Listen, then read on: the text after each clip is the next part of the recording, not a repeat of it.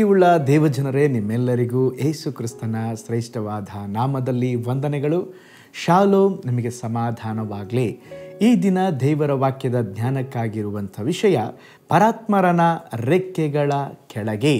ಅದಕ್ಕೆ ಆಧಾರವಾಗಿ ಕೀರ್ತನೆಗಳ 91 ವಚನ, ಪರಾತ್ಮರನ ಮೊರೆ ಹೊಕ್ಕಿರುವವನು ಸರ್ವಶಕ್ತನ ಆಶ್ರಯದಲ್ಲಿ ಸುರಕ್ಷಿತನಾಗಿರುವನು. ದೇವರನ್ನ ಮೊರೆ ಹೊಕ್ಕಿರುವವರು ಯಾವಾಗಲೂ ಸುರಕ್ಷಿತರಾಗಿರುವರು. ಕರ್ತನು ಒಂದು ಒಳ್ಳೆಯ ತಾಯಿಯ ಪಕ್ಷಿಯಂತೆ ಸ್ತೋತ್ರ ತನ್ನ ಮಕ್ಕಳನ್ನು ಯಾವಾಗಲೂ ಸಂರಕ್ಷಿಸಿ ಕಾಪಾಡುತ್ತಾರೆ. ದೇವರ ಆಶ್ರಯ ಅದು ಎಷ್ಟೋ ಬಲವಾದದ್ದು. ದೇವರನ್ನು ಆಶ್ರಯಿಸುವವರನ್ನು ದೇವರು ಯಾವಾಗಲೂ ಕಾದು ಕಾಪಾಡುತ್ತಾರೆ.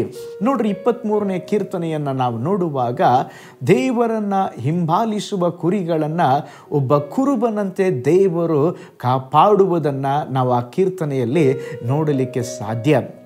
ಯಹೂದ್ಯ ಜನಾಂಗದವರು ಅಂದರೆ ಇಸ್ರಾಯೇಲ್ ಜನರು ಇಂದಿಗೂ ಅವರು ಮಲಗಲು ಹೋಗುವ ಮುಂಚಿತವಾಗಿ ಕುಟುಂಬ ಸಮೇತವಾಗಿ ಕೀರ್ತನೆ 91 ಓದಿ ಮಲಗುತ್ತಾರಂತೆ. ಅವರೆಲ್ಲಾದರೂ ಪ್ರಯಾಣ ಮಾಡಬೇಕಾದ್ರೆ ಈ ಕೀರ್ತನೆಯನ್ನು ಓದಿ ಪ್ರಯಾಣ ಮಾಡುತ್ತಾ ಇದ್ದಾರಂತೆ.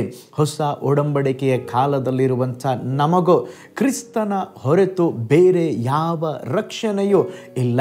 ಯೇಸುವಿನ ರಕ್ತದ ಕೋಟೆಯೊಳಗೆ ಇರುವಂಥ ಪ್ರತಿಯೊಬ್ಬ ವಿಶ್ವಾಸಿಗಳನ್ನು, ಸ್ತೋತ್ರ ದೇವ ಮಕ್ಕಳನ್ನು ಈ ಲೋಕದ ಅಂಧಕಾರದ ಶಕ್ತಿಗಳು ಮುಟ್ಟಲು ಸಾಧ್ಯವಿಲ್ಲ. ಕಾರಣ ನಾವು ಪರಾತ್ಮರನ ಮೊರೆ ಹೊಕ್ಕಿದ್ದೇವೆ. ಸರ್ವಶಕ್ತನ ಆಶ್ರಯದಲ್ಲಿ ನಮಗೆ ಸುರಕ್ಷತೆ ಇದೆ. ಒಂದು ಅದ್ಭುತ ಸಾಕ್ಷಿಯನ್ನು ನಿಮ್ಮೊಂದಿಗೆ ಹಂಚಿಕೊಳ್ಳುತ್ತೇನೆ.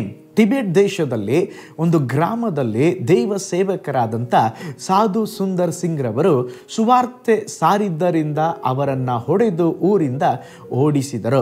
ಆಗ ಅವರು ರಾತ್ರಿಯ ವೇಳೆ ಮಲಗಲು ಒಂದು ಗುಹೆಯೊಳಗೆ ಹೋದಾಗ ಅಲ್ಲಿ ಅನೇಕರು ದೊನ್ನೆಗಳನ್ನು ಹಿಡಿದುಕೊಂಡು ಕತ್ತಿಗಳನ್ನು ಹಿಡಿದುಕೊಂಡು ಆ ಗುಹೆ ಕಡೆಗೆ ಬರುತ್ತಿದ್ದರು ಅವರನ್ನು ಕೊಲ್ಲುವುದಕ್ಕಾಗಿ.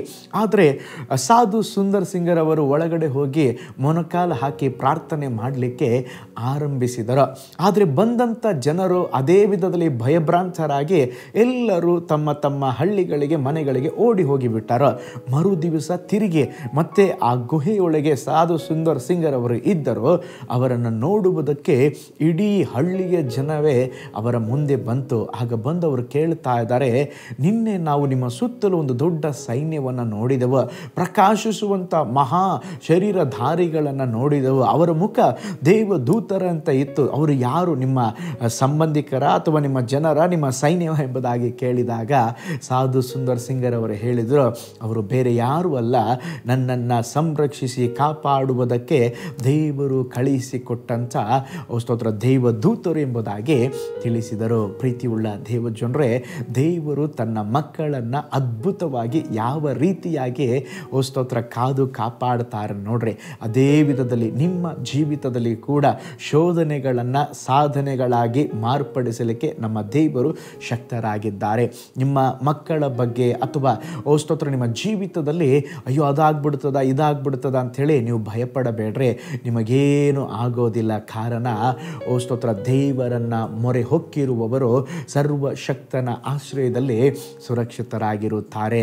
ಈ ಲೋಕದಲ್ಲಿ ದೇವರ ಕೈಗಳಷ್ಟು ಸುರಕ್ಷತೆ ಸ್ತೋತ್ರ ಬೇರೆ ಯಾವ ಸ್ಥಳದಲ್ಲಿ ನಮಗೆ ಸಿಕ್ಕುವುದಿಲ್ಲ.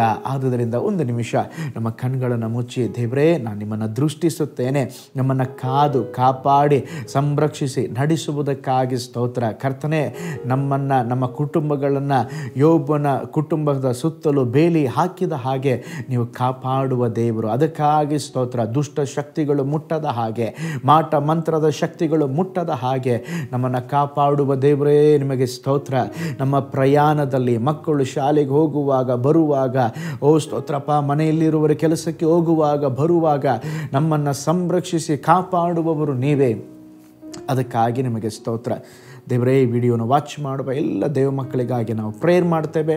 ನಿಮ್ಮ ಪ್ರೊಟೆಕ್ಷನ್ ಉಂಟಾಗಲಿ, ನಿನ್ನ ಜನರನ್ನು ಬ್ಲೆಸ್ ಮಾಡಿರಿ, ಯಾವಾಗಲೂ ಕಾದು ಕಾಪಾಡ್ರಿ. ಶ್ರೇಷ್ಠ ಅದ್ಭುತಗಳನ್ನು ನಿನ್ನ ಜನರು ನೋಡಲಿ. ಹಾಗೆ ಮಾಡುವುದಕ್ಕಾಗಿ ಸ್ತೋತ್ರ. ಯೇಸುವಿನ ಹೆಸರಿನಲ್ಲಿ ತಂದೆಯೇ, ಆಮೇನ್, ಆಮೇನ್. Price lord. ಹಾಗಾದರೆ ದೇವರು ನಮ್ಮನ್ನು ಸಂರಕ್ಷಿಸುತ್ತಾರೆ. ಆ ಸಂರಕ್ಷಿಸುವ ದೇವರ ಕೈಯಲ್ಲಿ ಸ್ತೋತ್ರ ಸರ್ವಶಕ್ತನ ಆಶ್ರಯದಲ್ಲಿ ಮೊರೆ ಹೊಕ್ಕ ನಾವು ಜೀವಿಸೋಣ. ನಿಶ್ಚಯವಾಗಿ ದೇವರು ನಿಮ್ಮನ್ನು ಅದ್ಭುತವಾಗಿ ನಡೆಸ್ತಾರೆ. ನಾಳೆ ಮತ್ತೊಂದು ದೈನಂದಿನ ಜ್ಞಾನದಲ್ಲಿ ನಾನು ನಿಮ್ಮನ್ನು ಸಂಧಿಸ್ತೇನೆ. ನಾನು ನಿಮ್ಮ ಪ್ರೀತಿಯ ಸೇವಕ pastor Paul Joy. God bless you all.